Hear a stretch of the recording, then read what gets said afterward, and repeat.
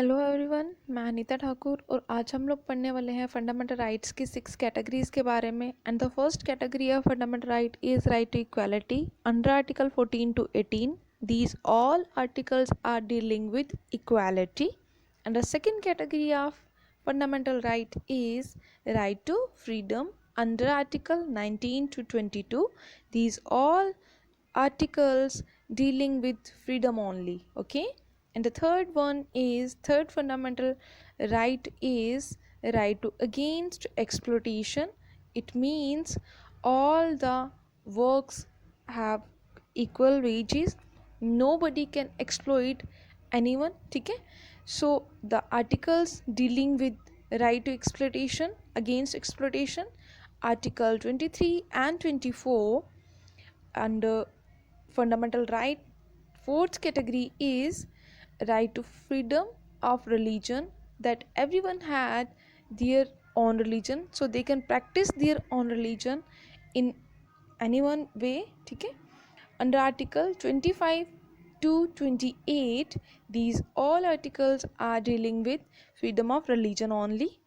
And the fifth category of fundamental right is cultural and educational rights under article 29 and 30. ठीक है, so article 9, 29 and 30 are dealing with only cultural and educational rights which are inserted in our Indian constitution. Article 32 is dealing with sixth category of fundamental right is right to constitutional remedies. Clear है? So these six categories are explained one by one. So the first of all, there are 7 categories in the previous years, या फिर हम लोग बोल सकते हैं कि पहले जब हमारा कॉन्स्टिट्यूशन फॉर्म हुआ था उस टाइम पर ये जो फंडामेंटल राइट्स थे उनकी कैटेगरीज 7 हुआ करती थी. उनमें कौन सा राइट इंसर्टेड था? Right to property was inserted in that time period.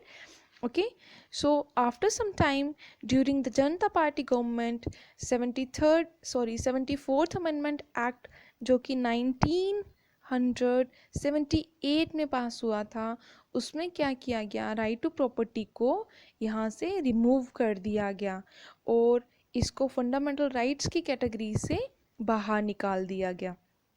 तो अब भी ये हमारा एक कॉन्स्टिट्यूशनल राइट है अंडर आर्टिकल 300A. क्लियर है?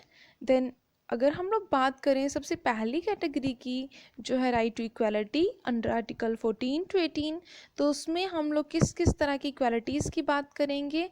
हम लोगों को ये पता चलेगा कि इक्वालिटी जो है वो हमारा राइट है, सभी को इक्वल ट्रीटमेंट मिलना चाहिए सोसाइटी में, चाहे वो जिस मर्जी स्फेयर से बिलोंग करें. लीगल स्फेयर में भी उनको इक्वालिटी मिलनी चाहिए, पॉलिटिकल स्फेयर में भी, सोशल में भी, इकोनॉमिक में भी. और इनके रिलेटेड प्रोविजंस जो हैं वो आर्टिकल 14 से लेकर 18 में इंसर्ट करे गए हैं. So first of all we are studying now article 14 only. आप अभी हम लोग कौन सा आर्टिकल पढ़ने वाले हैं? आर्टिकल 14 के बारे में. तो आर्टिकल 14 में हमें ये बताया जाता है, हमें ये गारंटीज प्रोवाइड करी जाती हैं कि जितने भी इंडियंस हैं उनको क्या किया जाएगा, उनको पर्टिकुलर इक्वालिटी जो है वो प्रोवाइड करी जाएगी. मतलब इक्वालिटी बिफोर लॉ की बात होती है यहाँ पे कि सभी लॉ की नज़र में इक्वली ट्रीटेड होंगे. लॉ किसी के लिए भी कम या ज़्यादा नहीं होगा.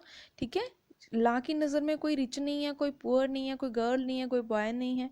और equal protection of law with in its territory. इसका मतलब क्या हुआ कि लॉ जो है वो इक्वली प्रोटेक्ट करेगा उसकी टेरिटरी में जितने भी लोग रह रहे हैं, जितनी भी पॉपुलेशन है, उन सभी को वो इक्वल प्रोटेक्शन प्रोवाइड करेगा.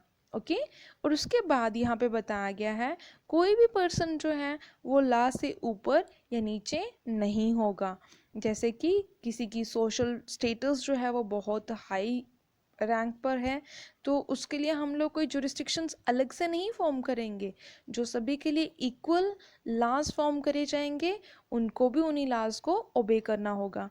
एंड और second article is, that is article 15, that deals with prohibition of discrimination on the basis of religion, race, caste, color, creed, sex or place of birth. That means कि article 15 के under हमें हमारे constitution ने equality provide करी है कि कोई भी किसी भी तरह का डिस्क्रिमिनेशन करता है, भेदभाव करता है तो उसके ऊपर रोक लगाई जाए। कोई भी रिलीजियस लेवल पर, रेसिस लेवल पर या कास्ट बेसिस पर डिस्क्रिमिनेशन नहीं कर सकता। हर कोई पर्सन जो है वो क्या कर सकता है, उसको सेम कंडीशंस प्रोवाइड होंगी गवर्नमेंट के थ्रू। वो सेम शॉप पे जा सकता है जहाँ पर हायर क्लास के लोग जा सकते हैं, यहाँ पर वहीं पर लोअर कास्ट के लोग जा सकते हैं। पब्लिक रेस्टोरेंट्स जो हैं वहाँ पर वो जा सकते हैं। देन उसके बाद रोड्स पर वो मूव ऑन कर सकते हैं। पब्लिक इंटरटेनमेंट प्लेसेस हैं वहाँ पर जा सकते हैं। वर्शिप प्लेसेस पर जा सकते हैं, वो वर्क कर सकते हैं। और सबसे बड़ी बात, religion, caste, sex, place of birth जो है इनका कोई भी मैटर यहाँ पर नहीं है। It means all are equally under one constitution। Clear है?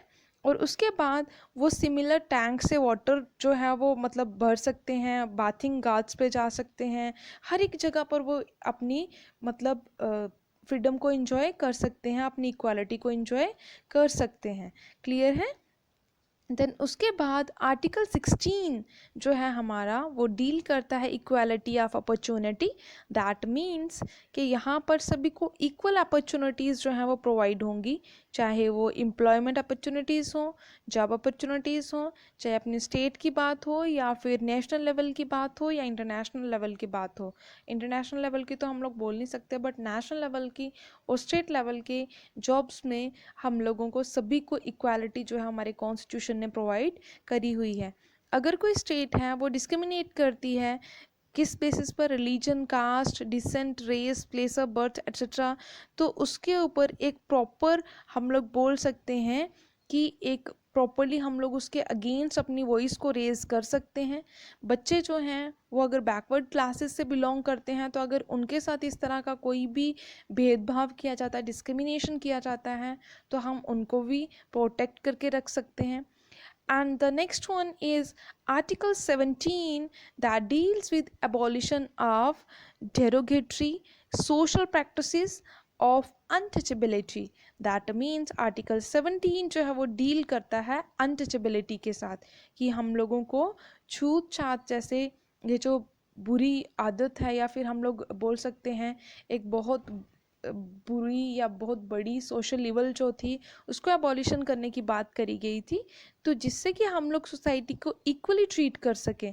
क्योंकि पहले टाइम पर 19th सेंचुरी में देखा गया था या उससे पहले जो प्रिमिटिव सोसाइटीज़ थी वो अनटचेबिलिटी को बहुत ज़्यादा मतलब उस पर फोकस करते थे, जिसके बेसिस पर Jyotibai Phule, doctor Bhimrao Ambedkar and so many other reformist उन्होंने क्या किया, उन्होंने बहुत ज़्यादा प्रोटेस्ट करके या बहुत ज़्यादा रैलीज ऑर्गेनाइज करी, उसके बाद उन्होंने क्या किया, अनटचेबिलिटी को अबॉलिश कर दिया।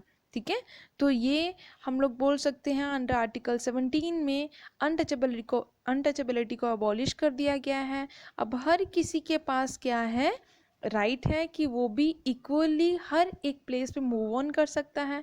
तो अगर कोई भी अनटचेबिलिटी को फॉलो करता है, बोलता है कि ये अनटचेबल्स हैं, उनके साथ टच नहीं होना, छुआछूत में बिलीव करता है, तो उसको अंडर आर्टिकल 1976 एक पनिशेबल एक्ट माना जाएगा। ठीक है, सो और लास्ट कैटेगरी का और फर्स्ट कैटेगरी का लास्ट आर्टिकल जो है आर्टिकल 18, उसमें बताया जाता है एबॉलिशन ऑफ टाइटल्स। मतलब जितने भी तरह के टाइटल्स जो हैं सिटीजन्स को जो प्रोवाइड करे जाते हैं उनकी जॉब से रिलेटेड या इस तरह से, तो वो कहीं पर भी मेंशन नहीं करे जाएंगे। क्योंकि हम लोग इक्वालिटी की बात करते हैं, तो अगर किसी को भारत रत्न मिला है, पद्म भूषण मिला है या पद्मश्री मिला है, तो इस तरह कि अगर उनको उनके नाम के साथ इस तरह के टाइटल जोड़ दिए जाएंगे तो वो वायलेशन होगी आर्टिकल 18 के अंडर। तो हम लोगों को इक्वल ट्रीटमेंट जो है वो प्रोवाइड करना। दैट मीन्स कि सभी को सिंपल उनके जो नेम हैं उन्हीं से हम लोग रिकॉग्नाइज कर सकते हैं, ना कि उनकी योग्यता से, या फिर हम लोग ये नहीं बोल सकते कि उनका जो टाइटल है उससे हम लोग उनको पहचान सकते हैं। आई होप आप लोगों को समझ में आया होगा। नेक्स्ट आएंगे हम लोग आपके second category of fundamental rights के साथ। So thanks for listening and may God bless you all.